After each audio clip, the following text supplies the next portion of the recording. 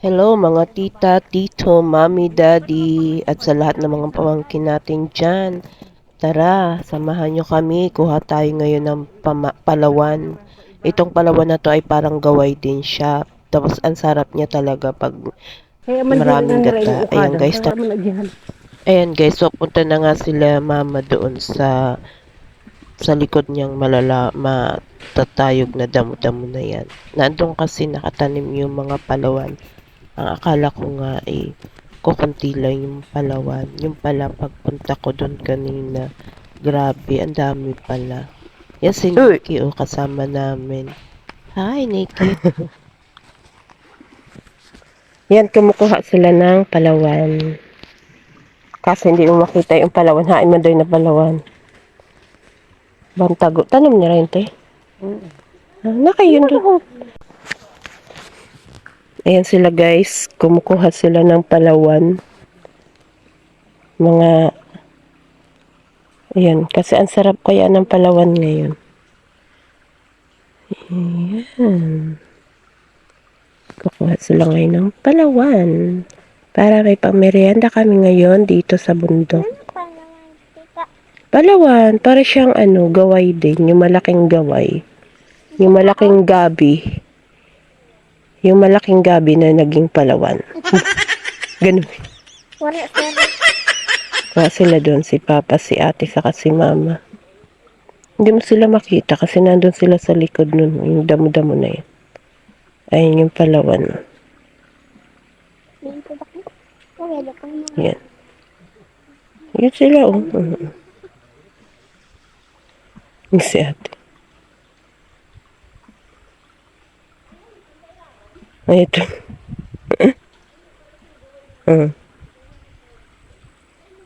Yun sila.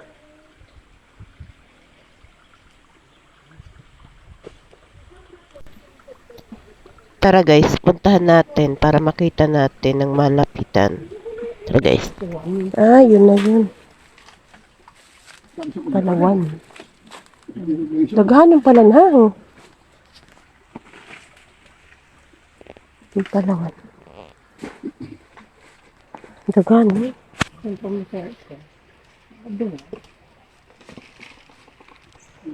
Sabi siya magipadang. Dapat maluto na niyo doon na gabi. Yan. Hindi man pwede ang pawaton. Hindi pwede sa aga? Piputos lang, piputos. Napait.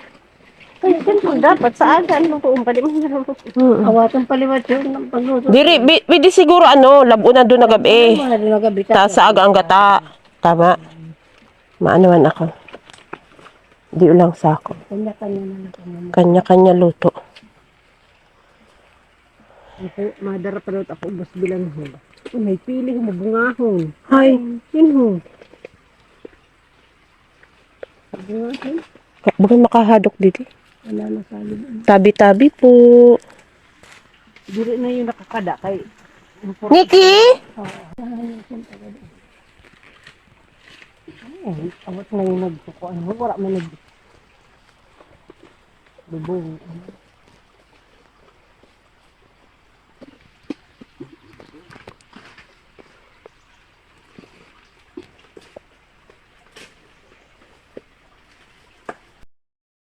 Ang dahan ng palawan. 200 ko no.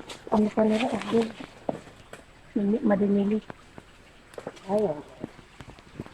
Bili mo 40 piraso. Hindi ne. Adiran mo. Magkasasi na unir. Kada ko. Dito ho na ano?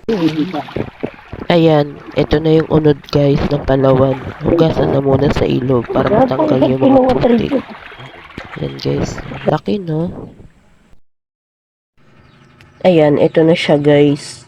Nilabunan ko muna siya sa tubig para hindi siya pumait habang mayroon pa kasi akong nilutong ginataan ko na hindi ko naman kakayanin.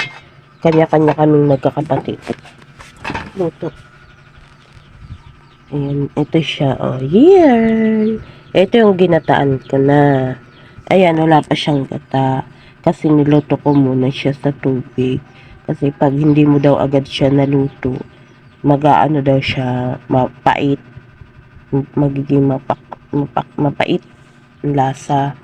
Masasayang. Siyempre, ang hirap-hirap kayang mag-ukad ng palawan. Tapos, masasayang lang, diba?